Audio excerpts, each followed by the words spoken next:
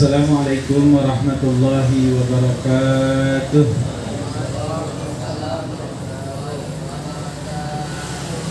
Alhamdulillahi rabbil alamin.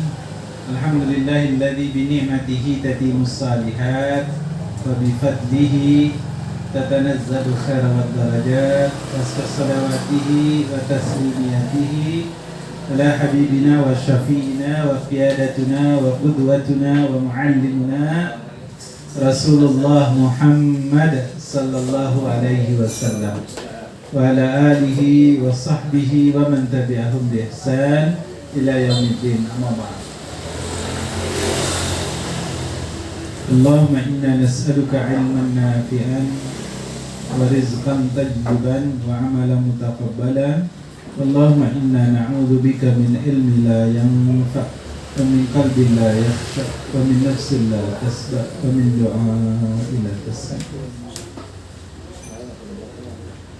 Bapak yang kami hormati, ibu-ibu semua yang kami muliakan, alhamdulillah malam ini Allah Subhanahu wa taala beri kita kesempatan untuk kembali bersilaturahim, berkumpul di tempat yang insyaallah barokah ini ya. Ini insyaallah bersama-sama kita tafaqquh fiddin, insyaallah meningkatkan pemahaman kita terhadap agama insyaallah. Kita ini karena pertemuan pertama ya, sekalian.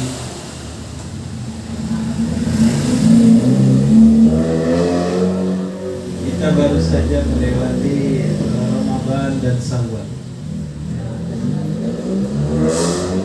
Kita baru saja dikuatkan kembali oleh Allah, dicas lagi, dicas spiritual kita, dicas ruhiyah kita.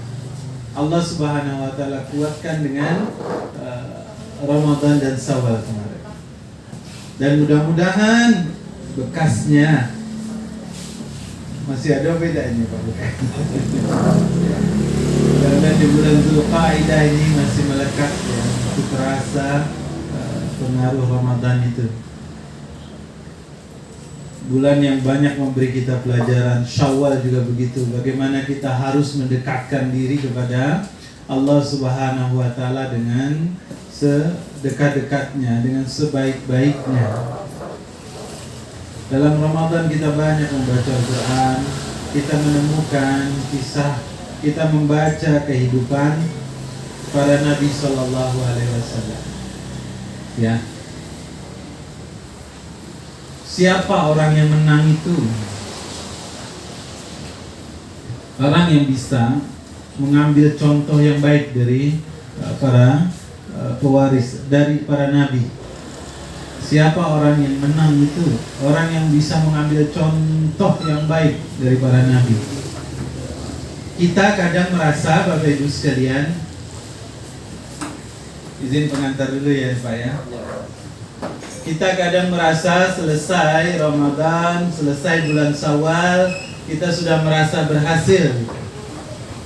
Kita merasa bahwa Allah Subhanahu wa taala sudah memberikan kepada kita ampunannya. Kita merasa kita menjadi kertas putih bersih balik. Raso-raso. Ya, padahal belum tentu apa yang kita rasa itu benar-benar wujud, benar-benar hadir pada diri kita Bapak sekalian. Misal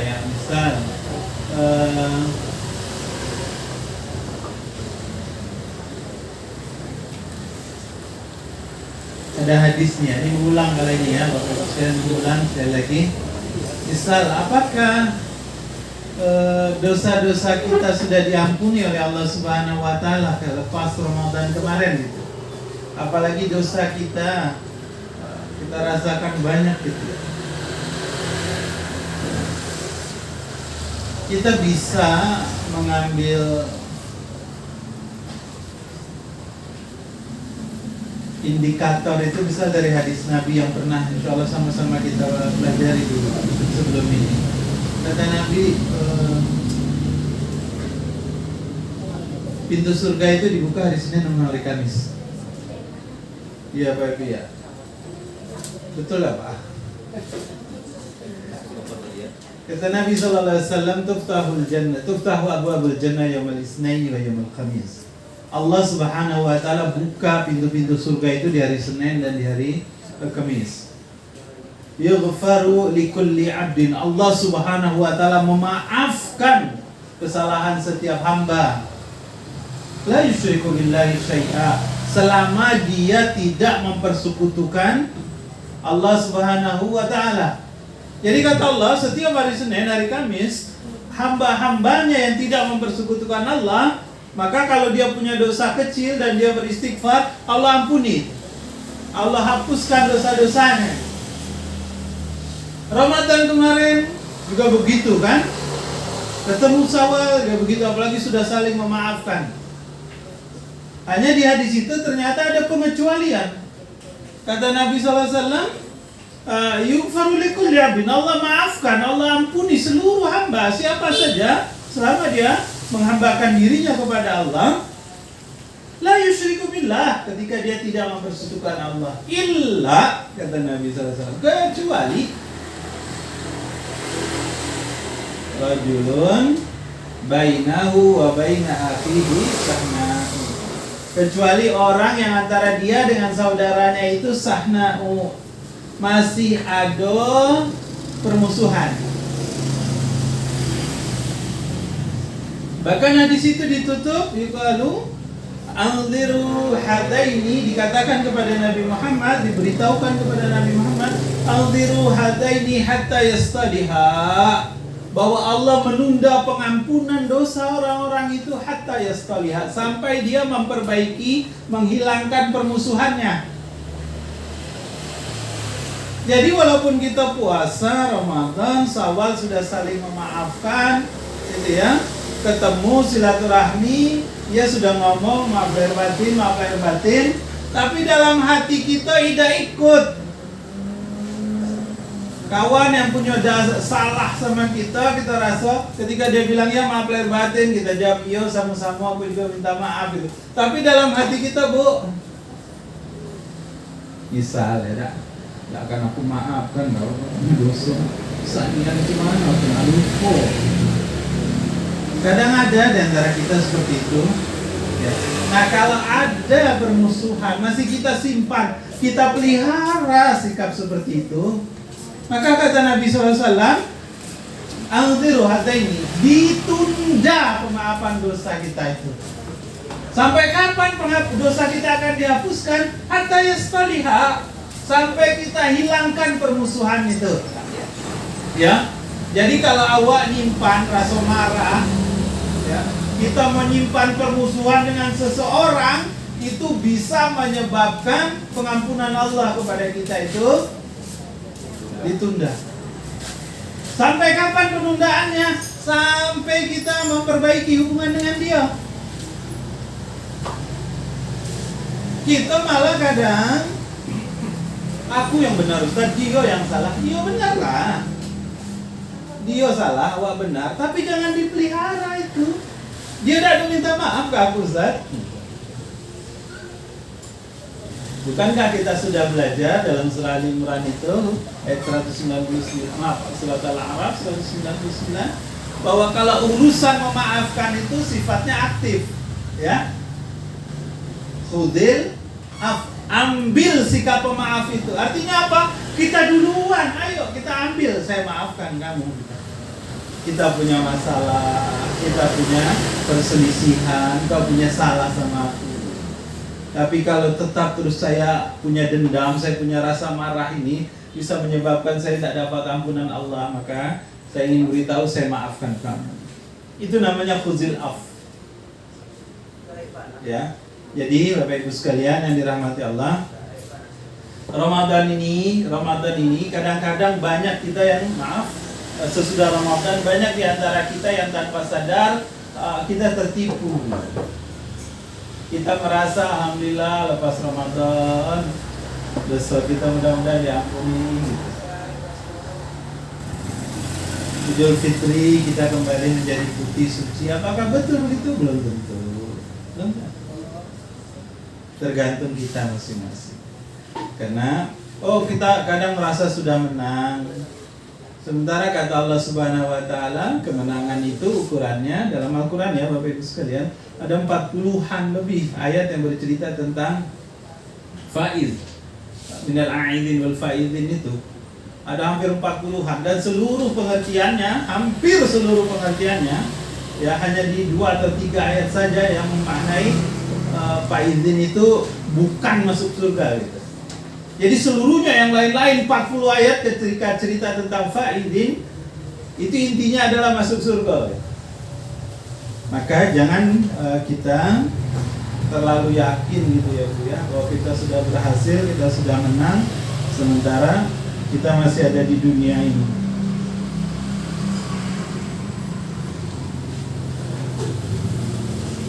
Baik, Bapak Ibu sekalian, itu yang pertama. Jadi alat ukur apakah kita berhasil atau tidak selama Ramadan tadi, selama Ramadan kemarin, adalah lihat sejauh apa kita sesudah Ramadan ini berinteraksi dengan nilai-nilai Quran, dengan nilai-nilai Islam.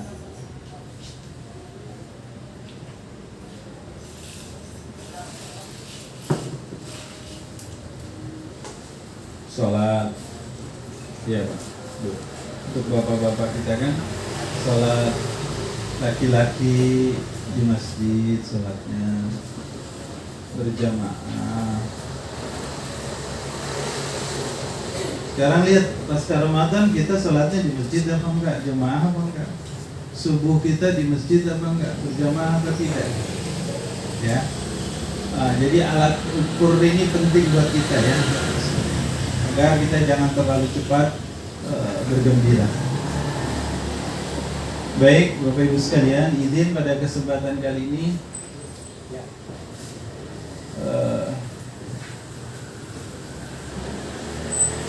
saya mohon maaf ya Pak, ini yang saya sampaikan cuma yang ada, yang masih saya ingat saja dulu itu ya, tidak khusus mempersiapkan apa.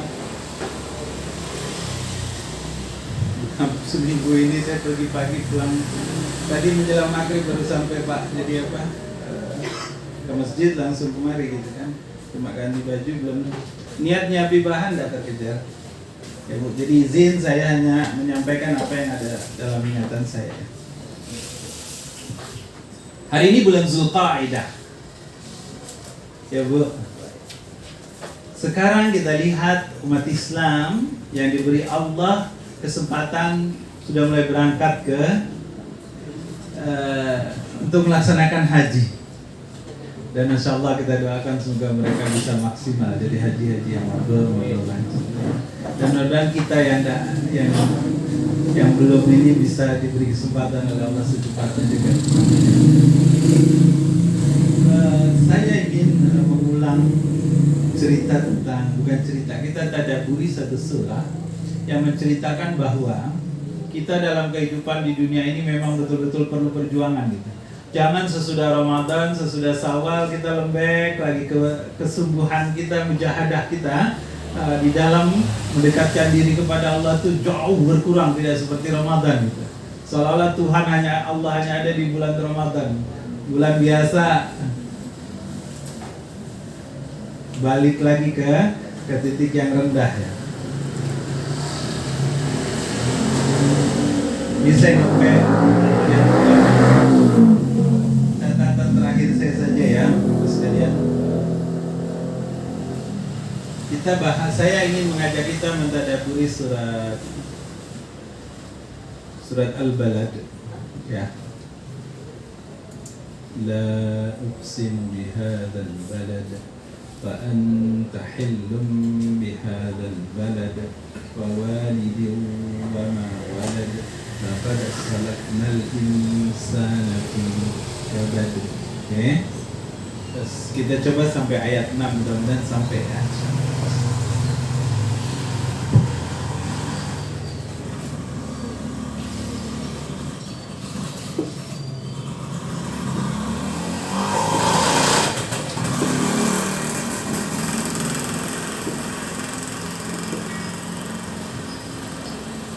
sekalian, jadi lihat itu surat ke-90 ya.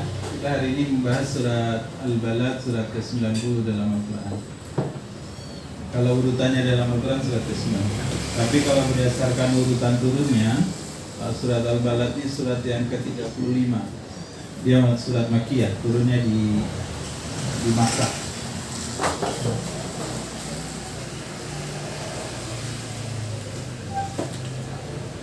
Bismillahirrahmanirrahim.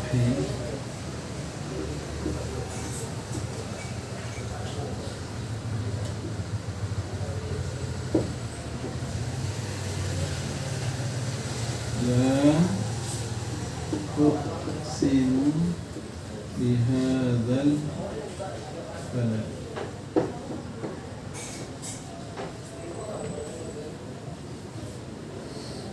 Al-balad, balad itu negeri.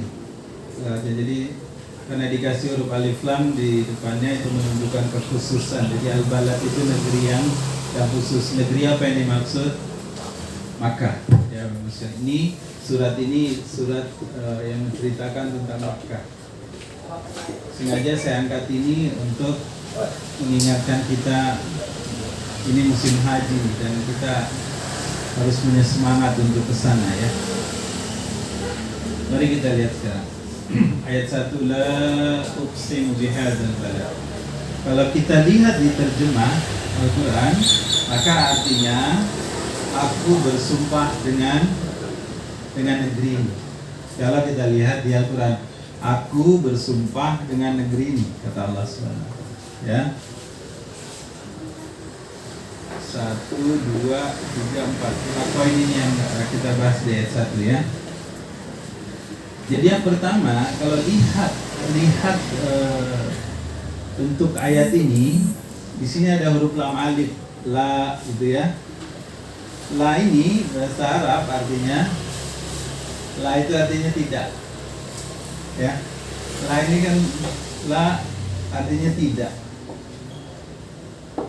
Ya, karena pakai lam alif, pakai alif belakangnya. Kalau ada misal lafaz gitu, la ini dia bisa jadi lam takkid artinya penguat ini. Ketika dia tidak pakai alif belakangnya. Tapi di sini pakai alif. Berarti di sini artinya tidak. Ya. Oke. Uqsimu, qasam artinya sumpah.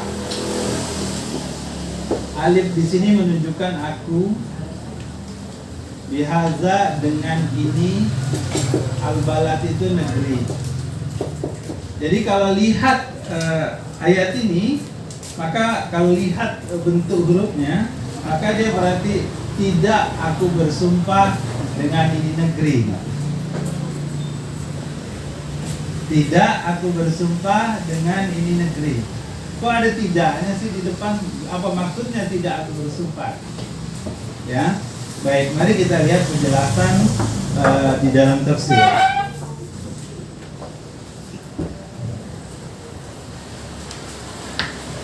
La ini la nafi namanya dalam bahasa Arab ya. La nafi enggak gitu. Tidak.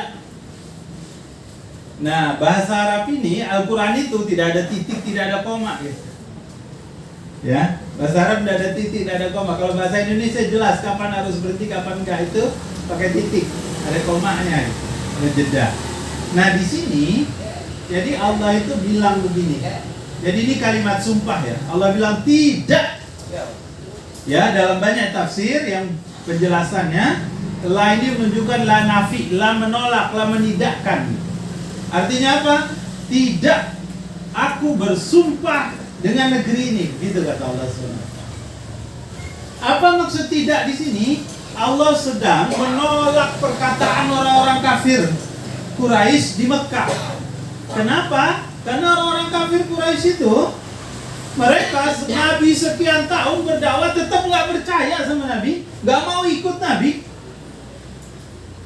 tetap nggak percaya hari akhirat, tetap nggak percaya bahwa orang yang meninggal masuk dalam kubur itu akan dihidupkan lagi dan mempertanggungjawabkan semua perbuatannya. Nggak percaya ada alam barzah yang mereka tahu kalau mati sudah begitu, nggak akan kemana-mana. Sudah diberitahu tentang akhirat, tentang kiamat, mereka tetap bilang nggak percaya. Ya, jadi ini adalah la menolak. Jangan begitu, tidak. Kamu salah itu. Allah sudah memberitahu kamu itu salah. Sama seperti kita kalau apa contoh yang saya pernah bilang sama Mas Toro kan, Om Toro kan, misal ada orang ngomong sama Toro kan, misal ada yang ngomong gitu Bu, atau ada yang ngomong lah ke Pak Epi kan, tentang Pak Epi, oh Pak Epi itu masih bujangan. Ibu mana Ibu? Ibu akan langsung jawab itu tidak, kata Ibu kan, tidak, Bapak bukan bujangan lagi. Itulah kurang lebih itu kan. No, tidak gitu. Ya, jadi Allah sedang bilang begitu tuh ke ayat turun ini. Allah bilang itu tidak. Sikap kamu salah. Sikap kamu salah. Aku bersumpah kata Allah Subhanahu wa taala. Ya, aku bersumpah. Aku bersumpah dengan negeri ini, di hadzal balad. Jadi kalau dalam Al-Quran, jadi ayat ini Bu, jadi maaf saya lupa menjelaskan di depan. Jadi surah ini Allah sumpah dengan 3 ayat, lalu Allah bilang laqad khalaqnal insana fi kabad. Sungguh manusia itu diciptakan dalam keadaan susah payah. Ya.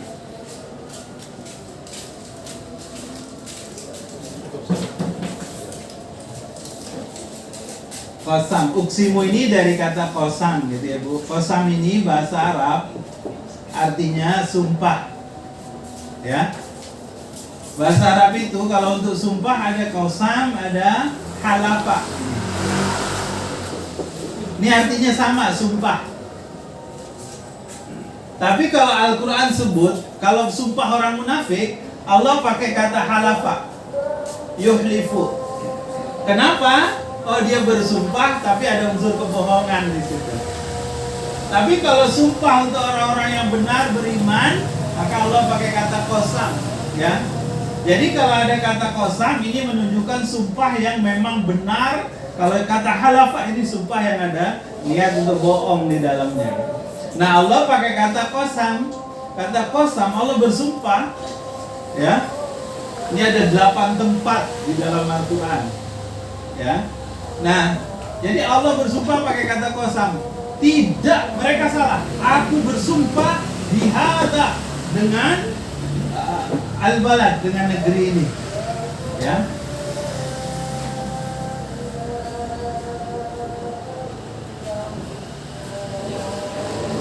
Ya, Pak. Kita sholat dulu, ya maaf. Ini saya langsung ngegas saja ini kan ceritanya kan.